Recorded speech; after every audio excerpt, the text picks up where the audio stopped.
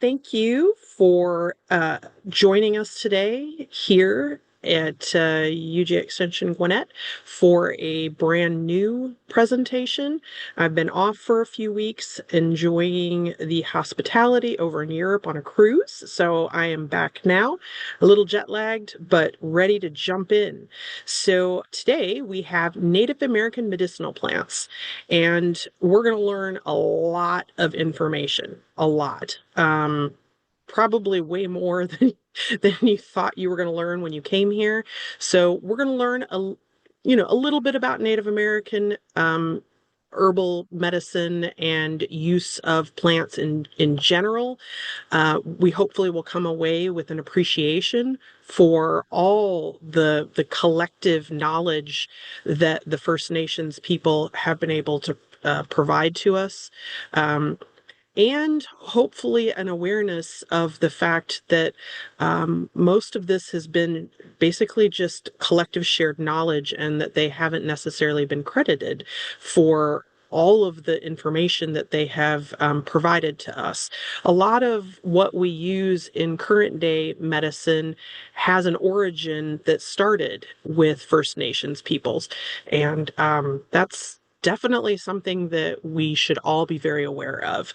So as we go through, I'm going to talk specifically about certain types of plants and what they are known for medicinally. And then after we kind of get through that, we'll talk about the different tribes and the different regions in the US and some of the medications that they themselves have come up with, understanding that some of these plants are growing all across the US and are more than likely used in their pharmacies as well, but some of the more well-known herbal medications and things like that that they would have done. This is not an exhaustive list. If I did an exhaustive list, I would be talking to you guys for hours and hours and hours. There are resources that are specified in this particular webinar.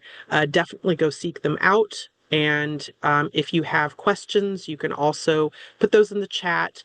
I am happy to share this presentation. So when we get to the very end of the presentation, you'll see my email address there. And just like anything else that I have, I'm happy to share my slide deck, and you can see all the wealth of information that's in there if you want to get some more information on that, and of course, do some of your own research.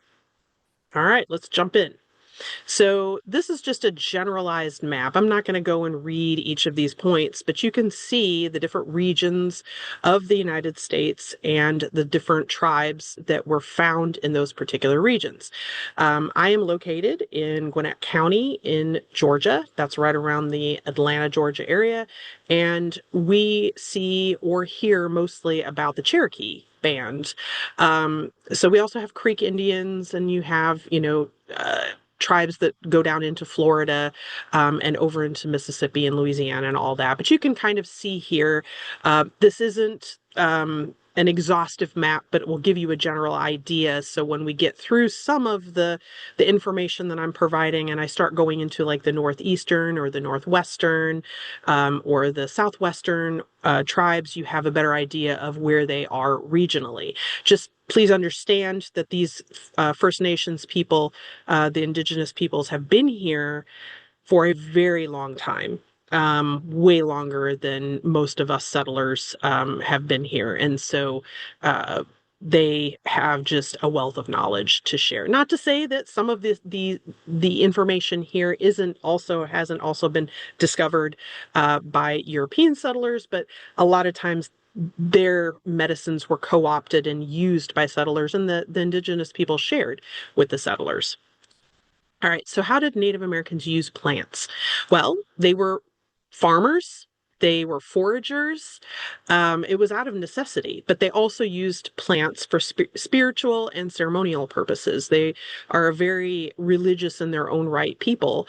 And so they had a very in-depth belief that food, medicine, spirituality, all of that was very interconnected. And over the millennia, they had very sophisticated pharmacopoeias and medicinal plants, and that knowledge was passed on. Usually, you would have a spiritual healer that was in the tribe, and that person would then share that knowledge as generationally as you moved through. They were very awesome and wonderful ecologists and land stewards. They took very good care of the land. There was a reverence for that. Um, so now let's jump into the medicinal part, because that's what you're here for, right? You want to know, well, what are we using now that was something that Native Americans uh, discovered or used or that kind of thing.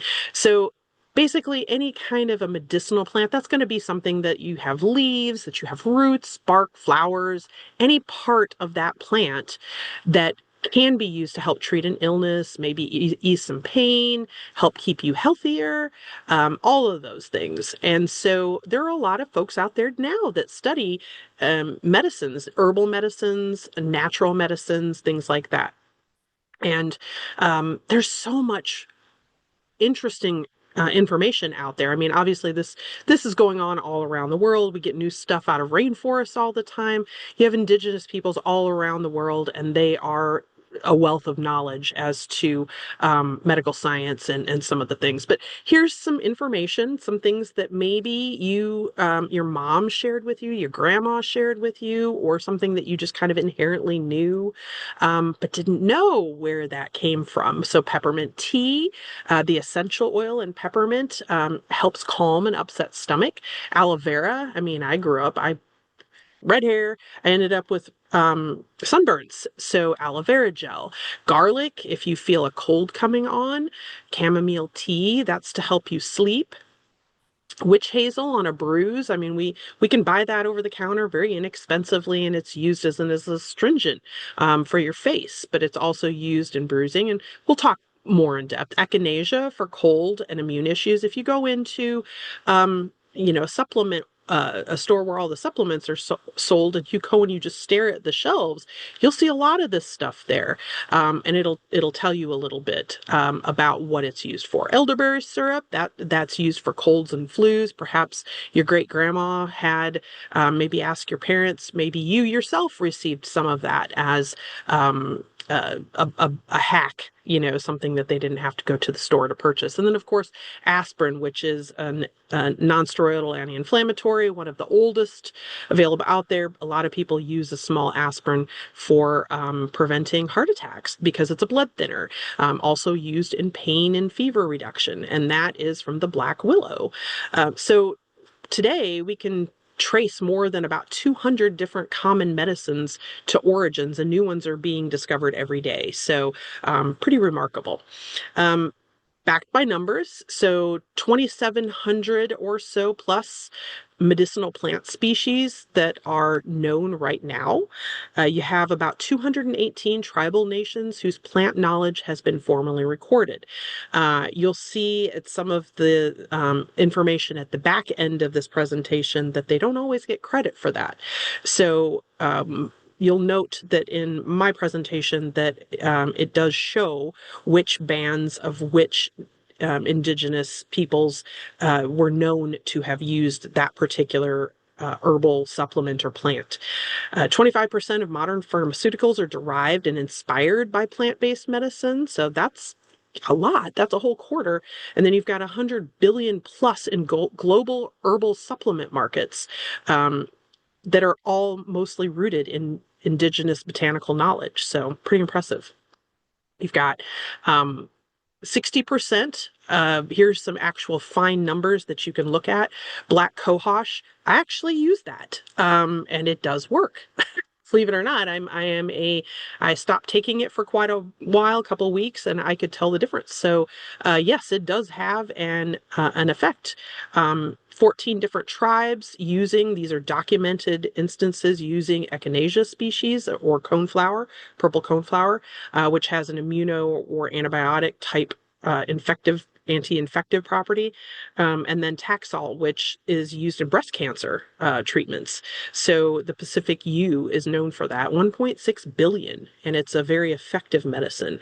And then you have 50 plus bioactive phytochemicals just in the Cherokee medicinal plant pharmacopoeia here, and that's in the Southeast. So lots of good stuff. So, how did they use these plants? Well, there's a lot of different ways that they can be used. Some of them are more effective in how they, the active botanicals or active ingredients, oils, other things in there, and passing them on so they can be useful. It was used as a hot tea. I've had past presentations where I've talked about herbal teas, and there was a little bit in there about what they were used for, upset tummy, like the peppermint tea or chamomile and sleeping, that kind of thing.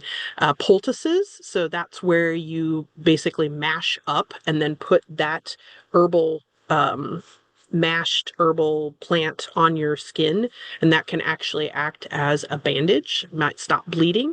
Steaming, so we've all, I mean, if you're really clogged up, sometimes maybe if you were a kid, your parent would give you a towel and you'd hold over a bowl and you'd get that steam, you'd inhale that. Sometimes a salve or an ointment. I actually have some a master gardener gave for me to use on, I think it was for, small nicks and cuts and things like that to help heal.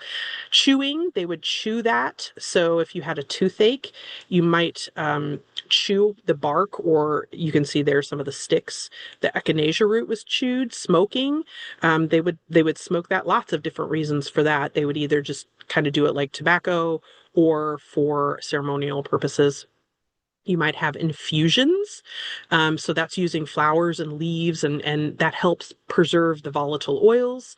Hot tea decoctions, or a decoction using roots, barks, twigs, that kind of thing.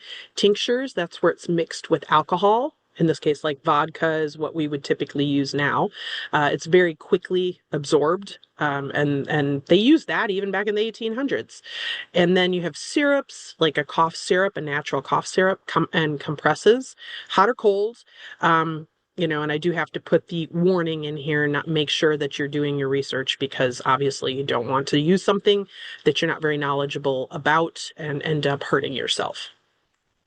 So medicinal plants, they had, basically the same problems we did, aches and pains and getting old and all the things. But they didn't have the CVS, they didn't have Walgreens, they didn't have Walmart.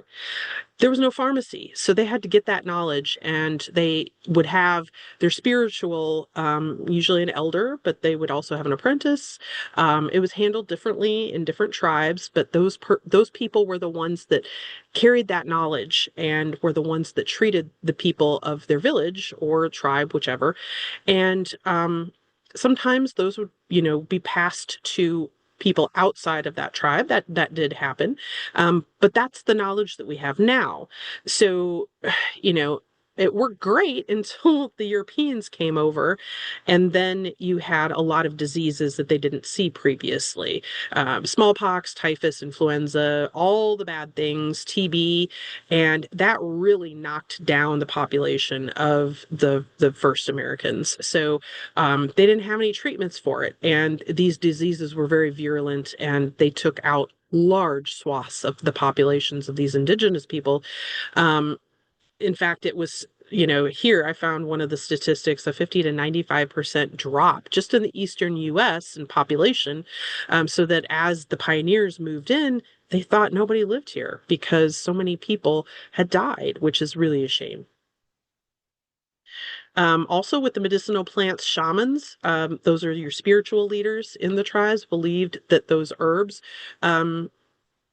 helped with the strength of the ceremonies they performed.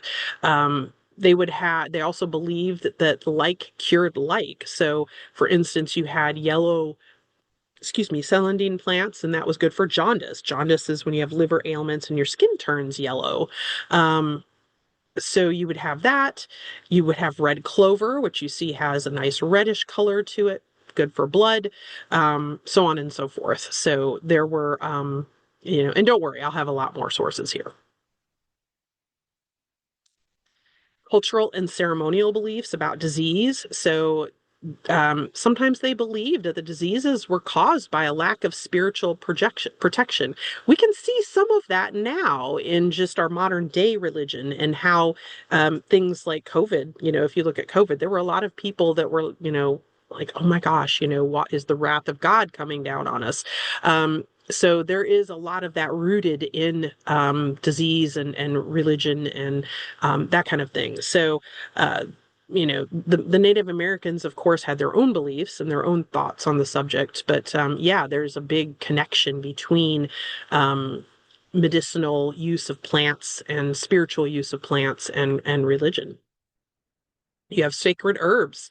So some of these, and you'll see there are a few that'll pop up in here that will mention that that were used in traditional ceremonies and rituals. All the tribes had them. Sometimes they were different. It depended on which region of the country you were in. The Navajo, in fact, had over 700 plant species that they use. That's an awful lot. You can see here there are some sources here, the Cherokee Salilberry and the Navajo rangelands. But there's others out there if you are curious in different areas of the US and would like more information on that. So, for instance, and again, these are just going to list some, but I do go over them by region, so much more in depth. But here, like sacred herbs burned as incense. Again, the whole spiritual being of that particular tribe. So you had cedar trees that were used in the Great Lakes, and it was burned for purification and to ward off negative energy. And you see some of that, especially with the white sage, in current day religious practices, especially Wiccan or occult type practices. You'll see some of this used now. And smudge sticks used to purify objects, so the salvia paenia. Yeah, white sage is currently still used. Tobacco, that's a very popular one. There's a lot of people that just partake to enjoy, but also was used by the Ojibwe in the Great Lakes region, used for purification and healing. And then you have sweetgrass, which used down here in the southeast by the Cherokee, the Chippewa, Cree, and that was used for purification and positive energy. And then you had the rhododendron, which we have a lot of those in the mountains, which most people, if you've gone up into North Carolina, there's a Cherokee, Eastern Band of Cherokee Indians that are up there. And that's used and burned in ceremonial fire. And then you have river cane, which was used to actually make flutes. So I'm just kind of skimming over here. There's so many different plants and uses and things. So again, we'll just kind of skim over this. Plants used for congestion and cold. You've got the cedar, tulip, poplar, black cherry, American beech, and this is in this case just to give you the idea of what they are. If you would like more information, I would encourage you to get some of the sources that are listed here. Ginseng, American holly, Eastern redbud. I mean, you're recognizing these, right? These are probably in your backyard, and a lot of these were used by Native Americans for feeling better, for spirituality, for preventing getting sick or things like that. But you can see like elderberry. I mean, I know people that make elderberry tea now. You can buy the syrup for it, used for sore throats and respiratory problems and chewing the roots to help with toothaches. And then you've got the fever reduction, so tulip, poplar. I mean, how many people have those in your backyard? Dogwoods, willows, that's black willows. This is in case this is Salix alba, but Salix nigra. Yeah, you've got aspirin, salicylic acid, and that was used to it converts to salicylic acid and is used to reduce fevers and for pain. Sassafras, a lot of people still drink sassafras tea. Yarrow, that's in our perennial gardens, and that's used to help treat fevers. And black cherry, we have a lot of wild cherry trees around here. That was used as an expectorant to help with coughing. So mucinex, hey, that's the natural mucinex. Plants used for stomach upsets and intestinal issues, wild geraniums, spotted cranespill, yarrow again, mayflower, and used for diseases, ulcers, and sores. You've got crusted iris. I have a lot of this, by the way, if anybody wants any. Bloodroot, sweet gum trees. Yes, there are uses for sweet gum. It is a native. I know a lot of us don't like it, especially when you deal with the little knobby balls that you end up with there. But it does have a lot of anti-inflammatory and antiseptic properties. So it's actually not a bad tree. And it does have a very pretty fall color. Sassafras again, and then witch hazel as an astringent for bruises and things like that. All right, plants used for wounds, burns, and bleeding. Yes, they had a lot of that. There was a lot of, not every band was peaceful. So you would have purple dead nettle. So all of those complaints about what's in your yard or your garden and how do you get rid of the purple dead nettle? Well, it used to be applied as a poultice to heal wounds and burns. And then, of course, yarrow again. You're seeing some things over and over again. And that just goes as goes without saying that some of this stuff is very valuable and you've had it in your backyard the whole time and you just didn't know. So miscellaneous ailments, you've got red cedar used as a poultice, fungal infections, warts, that kind of thing. It does have an essential oil. So cedar is often used in fence posts and furniture and all of that. It lasts very long and has a great smell and it's a great essential oil. And that's also got antifungal properties. Bee balm or monarda, used as a poultice or for scrape stings, minor, skin irritations, stuff like that, and could be taken internally as a tea for fever, urinary tract infections, stuff like that. And then you've got Christmas fern. That's all over the place. I have a lot of it on my property, and that was used to help reduce inflammation and digestive issues.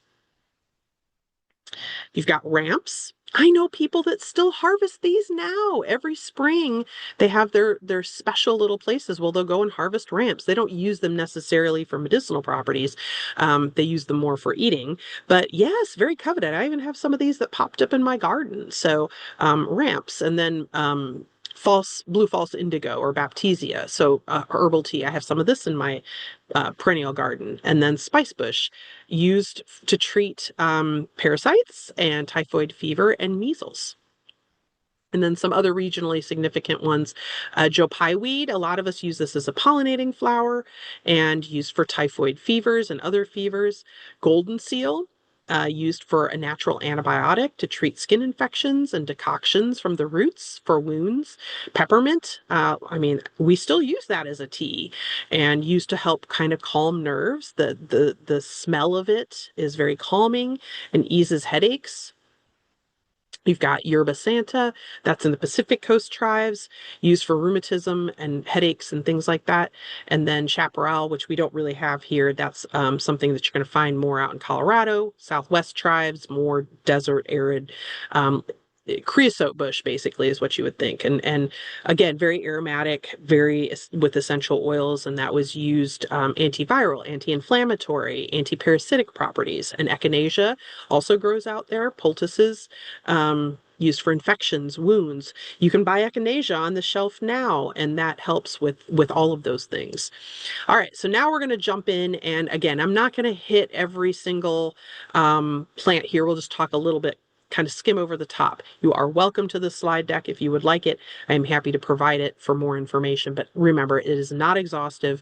And what you see here, I am not a doctor. I have to give that disclaimer. I am not a doctor. I just did some research for you and pulled it all together along with some help from some fabulous volunteers to show what a sampling, just a sampling of plants that you would find with Native Americans.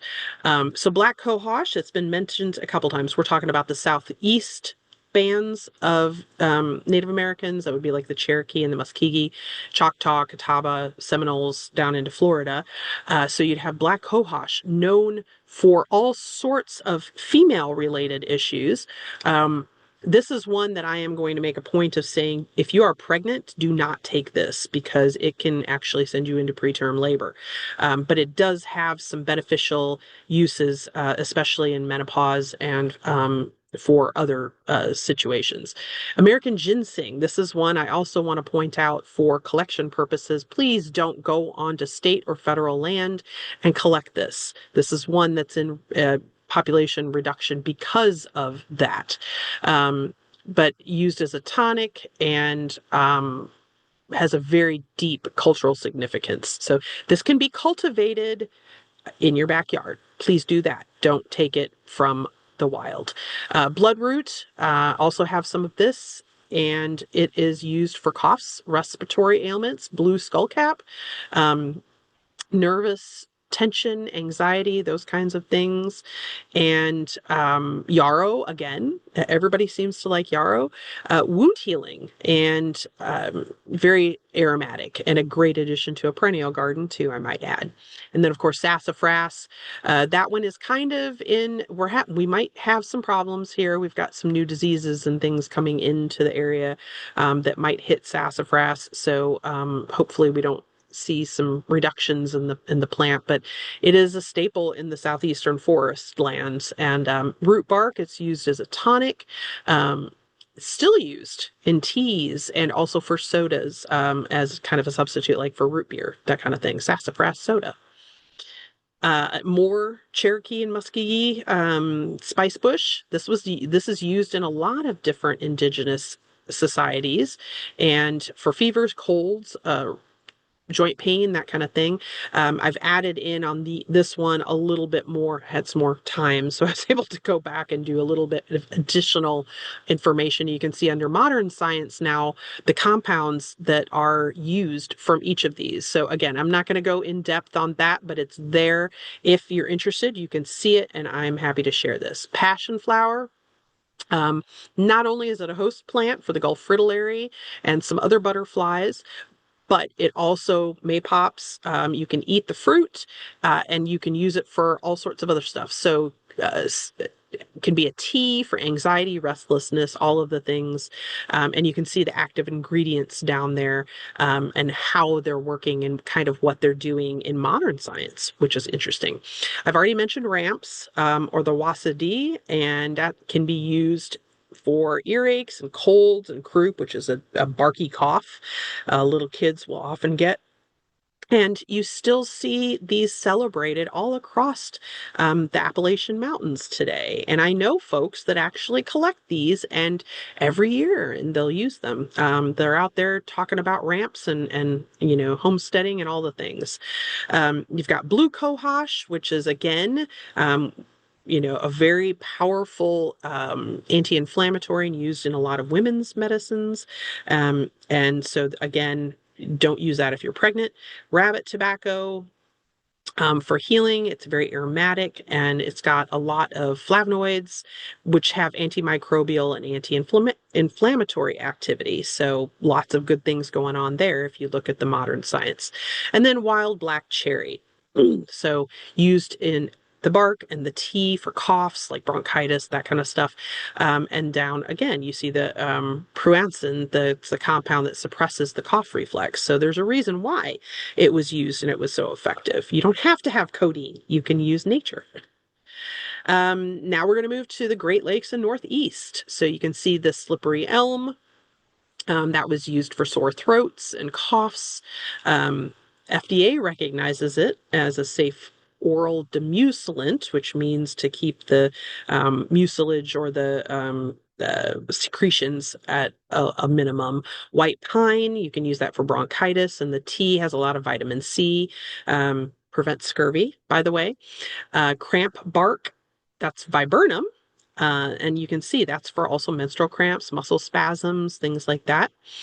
And elderberry, again, elderberry grows a lot of different places. It's not just down here in the southeast, and that's used for colds and flus. Elderberry syrup, a lot of people still have that. You can still buy it. Colds, flu, things like that. Wild ginger, I have some of that on my property, and I have some of that up in the mountains as well. So use the same way stomach aches and things like that. You can buy ginger candies, you can buy ginger teas. That helps settle your stomach. I used that when I was pregnant because I had horrible morning sickness, and so I would sip on ginger tea. just to keep my stomach calm, and it worked really well. You can also buy chews and things like that. And then cattails. We don't see a ton of them because we don't have a lot of wetlands here, but up in the northern area, northeastern area where that's more predominant, you will see them. And there are a ton of uses, not only for the little cottony fibers in there that can be used for dressing wounds and things, but you can use the roots for food, pollen, wound care, like all sorts of things. I mean, all sorts of things. Sweetgrass. So that can be used for antimicrobial. You also can weave that, and it is one of the sacred plants that's used in smoking the sweetgrass. You can get the wild bergamot. So the Iroquois and the Ojibwe use that for teas and colds and fevers. And you can see the oils that it contains, antiseptic compounds. You've got Virginia iris. That root can be used for a skin salve, and you can use an infusion for liver ailments. And that was used both in Northeast and in Southeast. It's found down in the riparian zone. So that basically means along a wet area. So a pond, a river, a stream, those kinds of places. And then you have bone set. So many of you probably think, oh, that's a pollinating plant. It is, but it also has a lot of good beneficial medicinal uses. So if you had flu, you would use that. Deep bone pain, which bone set, I'm guessing that probably had some of the reason why it's named that. And it's got lots of immunostimulant type properties. So that's being looked at right now.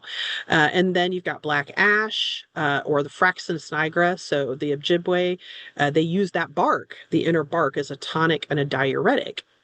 Currently threatened by the emerald ash borer, which is now moving into Georgia. So hopefully we won't lose too many of those trees. There are a lot of them out there in our native forests. And then white cedar, or as most people think of them, arborvitae. And those, the Iroquois used that to actually cure Europeans of scurvy way back in 1535. Any of the pine species have a lot of vitamin C in their needles, and you can make a tea out of that and give that to folks to help prevent that. And that was something that was then passed on and used because it's easy to store, easy to carry, and very useful. Great Plains and Midwest. You've got chokecherry. So these were used both for food and for medicinal purposes. So they would use this to make the pemmican, and calories with the fat and the other stuff, but they would also use the bark, and you've seen other cherry species with the same properties for cough, sore throats, diarrhea, that kind of thing. And you can see down at the bottom the particular tribes that use that, and also what the active ingredients or the essential oils would be, and what those properties would be.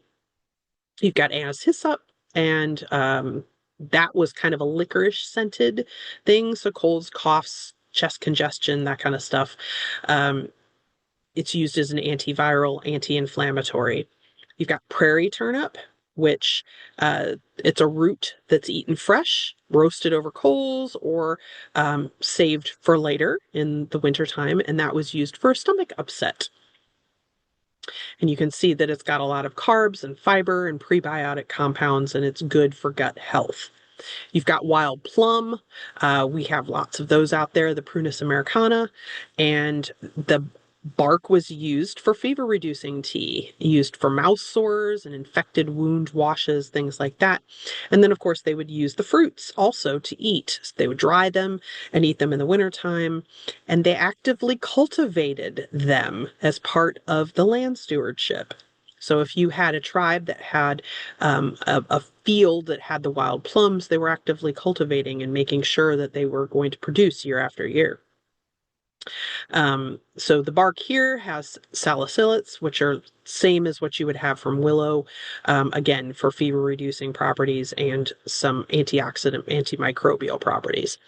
And then you might kind of recognize the Oregon grape, the Mahonia. It's not the same species that we have here that's kind of a little out of control, but it is within the Mahonia family.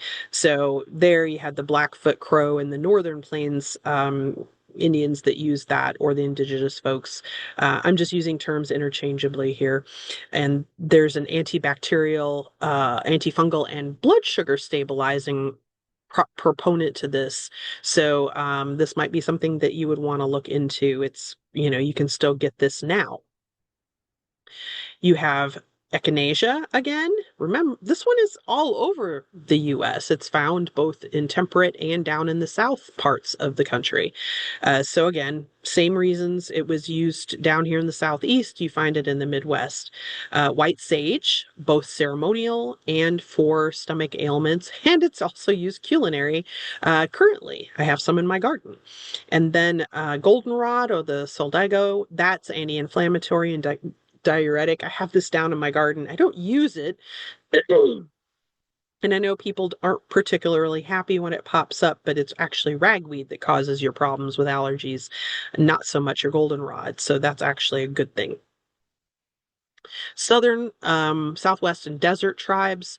So you've got chaparral, used from respiratory ailments and in cancer research. You've got osha root or bear root used in cold, flu, and high altitude issues.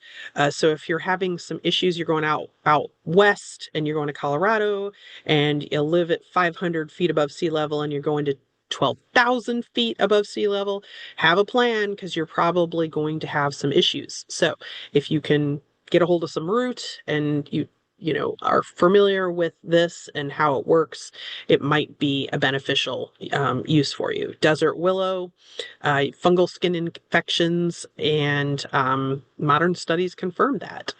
And then you've got prickly pear, which we do have some species here, but in addition out there, so type 2 diabetes, and still actually used today, and we do eat that, but it's in clinical trials for hypoglycemic effects. And then you've got datura. So the sacred datura. So this is one that is a ceremonial plant. And if you've done any amount of reading, you've probably read about it. And its use is restricted. So I would tell you not to use this. This is something that is restricted and only used for ceremonial practitioners. And then you've got the Yerba Santra, sacred herb, used for bronchial problems out in southwestern nations, and was officially listed in the U.S. Pharmacopoeia. So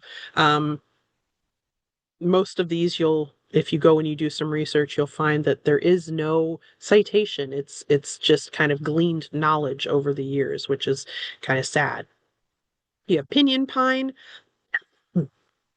and that resin is used as a wound sealant, like a Band-Aid. So 1,000-year-old Band-Aid, and antiseptic over cuts and burns, and then the tea that, of course, that you would brew from the needles, and then you can see the different terpenes that are used with the antibacterial problems, or antibacterial properties, and what it was used for. Banana yucca. So you can take that root and you can pound it and use it for shampoo or soap or scalp treatment and dandruff and hair loss. So there are a lot of different plants that are out there that have kind of foaming abilities, and this is one of those. So that's what they use that for out there.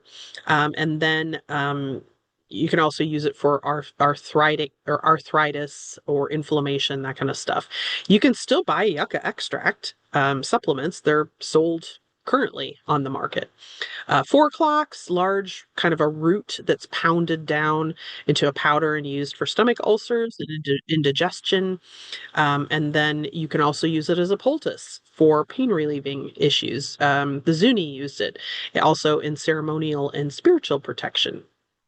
And then the Navajo tea, or the green thread, that is a tea that's brewed from these pretty little yellow flowers, and it's used for kidney, urinary tract issues, digestive tonics, and stuff like that. Sagebrush, so used and very sacred to the Navajo. These leaves were burned as a purifying smudge before ceremonies and healing rituals. But it was also used for colds and cough and fever and other ailments. So it was dual use. And you can see down there the camphor and some of the terpenoids that have those antimicrobial properties. And then Indian paintbrush, a very pretty flower, of course, but also used as a poultice if you had rheumatoid arthritis, muscle soreness, skin complaints, that kind of stuff. Um, it is an interesting plant. We don't have that out here, but you can see it has a partial parasite. It gets its minerals from other plant roots, which is an interesting thing for it to do. There are several plants in that I know of that do that. All right, Pacific Northwest. This is the rainforest region along the coast, Oregon, Washington, Northern California. So you have Western red cedar. And this tree was used for a lot of different things, a lot, in addition to its medicinal properties. The oils are very aromatic and used in purification, and they have antimicrobial properties. Stinging nettles, we have those pretty much everywhere. They're out there. They're in the Northwest. They're in the Northeast. Maybe not in the Southwest. We have them here too. Stinging nettles are something that you can cook down and actually eat. You can use the fibers and weave them into things like ropes and fishing nets. You can use it for arthritis. Healers would use, oops, went too fast there, would use them to trigger an anti-inflammatory response that would help numb deep joint pain. That's called a TENS unit today, folks. So they were also practicing, oh, does this hurt? Or are you hurting? Your hand hurts? Oh, here, let me smack your other hand and that'll stop you from hurting, but in a slightly different way. It has formic acid, which also some ants do, just out of curiosity. And then you have blue camas, which I put the ugly cousin, if you will, next to it, called death camas, which grows alongside, looks very similar before it flowers. So one has a pretty blue flower, one has the white flower. Stay away from the white flower. Okay. Misidentification can cause problems all across botanicals, mushrooms, you name it. You got to know what you're looking at, folks. So the bulbs are used to eat, and they're very sweet and were traded. And the cooked bulbs were also used for digestive health and recovery from illness. Probably lots of good carbs there and prebiotic fibers. You've got horsetail, which is really, really old. It's a very interesting looking plant, right? And it was used to kind of polish woods and things like that, but also the stem, they use that for kidney and urinary tract infections, wound healing, strengthening hair and nails, that kind of stuff. It's very high in silica. And that mineral is what builds bone and connective tissue and hair. So that's probably why. You have the Nootka rose, which is used both in tea, rose hips. You can harvest those in the fall and winter, and they use the leaf and petal poultices to apply to bee stings and skin irritation and things like that. Pacific Northwest, again, Pacific Yew, used in cancer treatments right now. Taxol, if you've heard of that, that's what's derived from this. The Devil's Club, I have this at my house up in Rabun County. I hate this stuff. It spreads really bad and it's very thorny. And unfortunately, it's also good for you. So the Tinglet aspirin, it's used for arthritis and infection and possible anti-tuberculosis activity. Who knew? They can come to my property and harvest all they want. Fireweed, so wound healing, poultice, and anti-inflammatory tea. You've got red alder, so salicin compound, so salicylic acid. It has a pain reliever. Used in coastal areas again, and as a natural analgesic, and then lomatium. I may have not said that correctly. Nez Perce and Plateau tribes use that for respiratory viruses, kind of as respiratory support, as it might have some antiviral properties. Coastal and wetland, so you've got the purple pitcher plant. These would be folks that Maine, uh, all up into Massachusetts and all that. Purple pitcher plant, yes, they're very pretty and we probably wouldn't use them, but they used it to treat smallpox when the Europeans were kind enough to bring that over and help slow the virus down. You had cranberry. They, grew those even way back then. We still drink that now. It was used as a poultice and it was dried and used for food in pemmican, and it actually has some benefits for preventing bacteria from adhering to your urinary tract walls. You've got bayberry, which sometimes you get it in a candle, and people are like, "Oh, it smells wonderful." Well, it's also great for tea, in reducing fever, diarrhea, dysentery, that kind of stuff. And then you've got the staghorn sumac. The Lenape used a bark tea for sore throat, berry tea for kidney health, those kinds of things, and wintergreen. And the leaves were used as a poultice for sore muscles and joint pain. And you can see it's got methyl salicylate, which is like aspirin. And then sweet fern used in a tea for diarrhea and fevers. And blue flag iris, seen that one again, and used as a diuretic and a liver tonic tea. Buttonbush, we use that as a pollinator, folks. You can get this today, and it's pushed as a pollinating plant, but it's also very, it was used by the Lenape as brewing bark tea to help break fever and treat malaria-like illnesses. And then you've got yellow pond lily, and that was pounded into a poultice and applied to reduce swelling, skin inflammation, that kind of thing. Cardinal flower, we have that here. And the root was used for fever, typhoid illness, stomach cramps. You've got marsh marigold, destroying the plant's toxic, but you can boil it down to get rid of those harmful compounds. And Algonquin healers use that to cook, but they also used it in decoctions if you had epilepsy, so convulsions, and they could apply it for wart issues. And then beach plum, so bark tea used for coughs and sore throats. I mean, you're seeing so many things here, and I'm just touching like the bare minimum, right? So Native Americans kind of view the natural environment as very sacred and integral part of their existence. A little bit different than we do now. I mean, most of us just exist and we're here, but they looked at the natural area around them as the production, as the to be honored, part of the landscape, the animals, the plants, everything. And they had all sorts of really cool techniques. You recognize the Three Sisters? Have you done that in your garden? Well, you can thank a Native American for that. And that's because it helps with nitrogen fixation, weed suppression, all the things. They did terraced farming. We do that now. We recommend that now to prevent soil erosion on slopes. They rotated hunting grounds. They did pasture rotation so that they wouldn't reduce the numbers of their prey animals and foraging areas to keep things healthy. And they did fire controlled burns. We still do that, folks.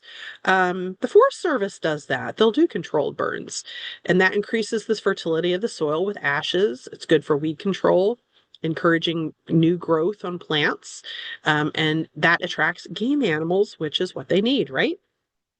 And then harvesting or foraging for plants, they were smart and they waited. They didn't take it until the plant was mature. So, yeah, they did exactly what they were supposed to do. They revered the environment, and which is something that we try to teach folks here in Extension. So conservation challenges, yeah, lots of them. You've got wild harvest for commercial supplement or trade. There's a lot of stuff out there you can grow and cultivate yourself.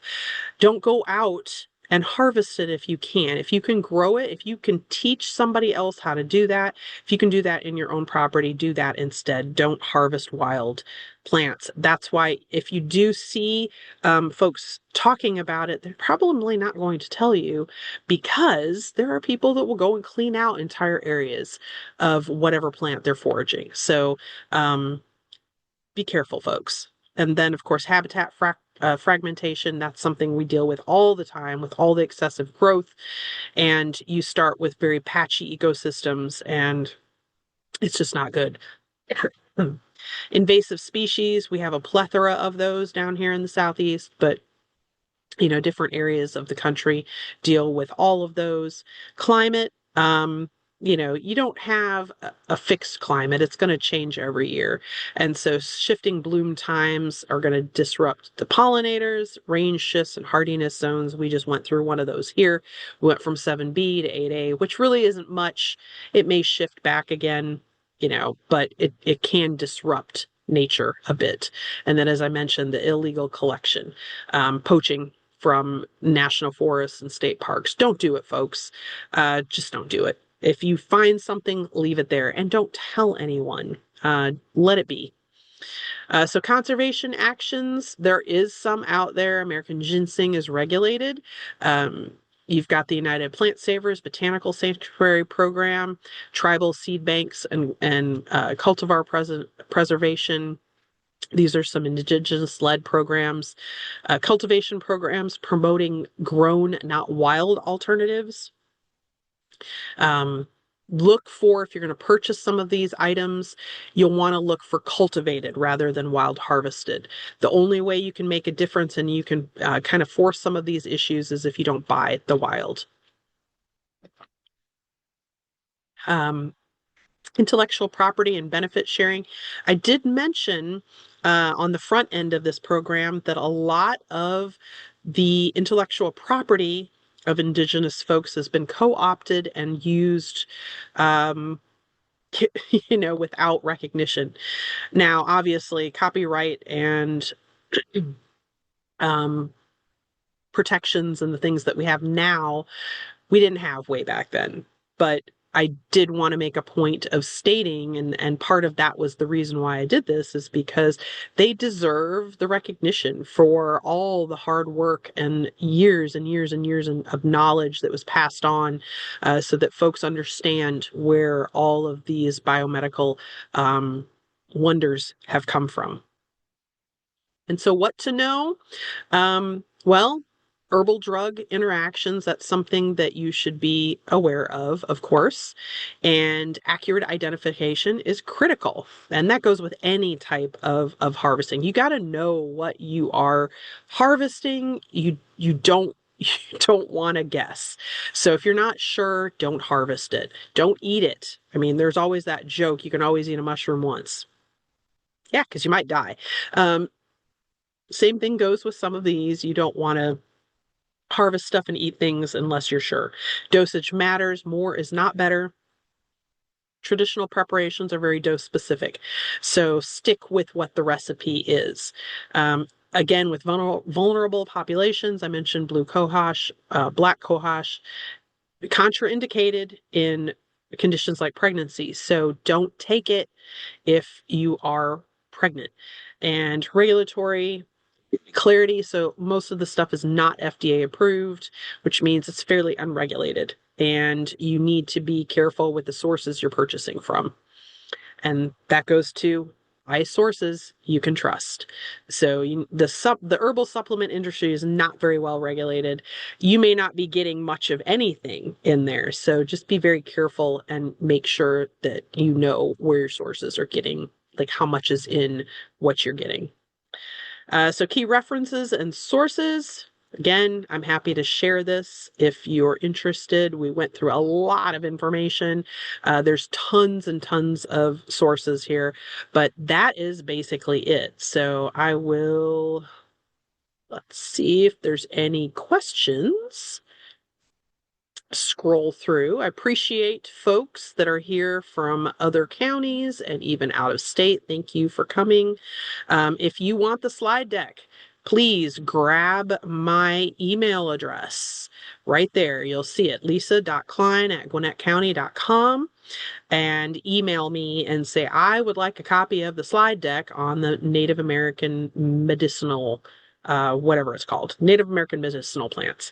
And I'll be happy to send you a copy. This is also recorded and it will be up on our Metro Master Gardener YouTube channel, probably next week would be my guess. And if you want to check out the other recordings of past webinars I've produced, you can see the sign up for other events and classes. If you want to look and see what's coming up, is to the left, and the Metro Master Gardener YouTube channel is to the right bottom. And that'll take you there to our YouTube channel, and you can subscribe and go back there and watch stuff until you fall asleep at 3 a.m. if you want to do that. Let's see, what else is here? Black cohosh can't use if you have been diagnosed with hormone receptive positive breast cancer. Yes. So there's a lot of contraindications here. I am not a doctor.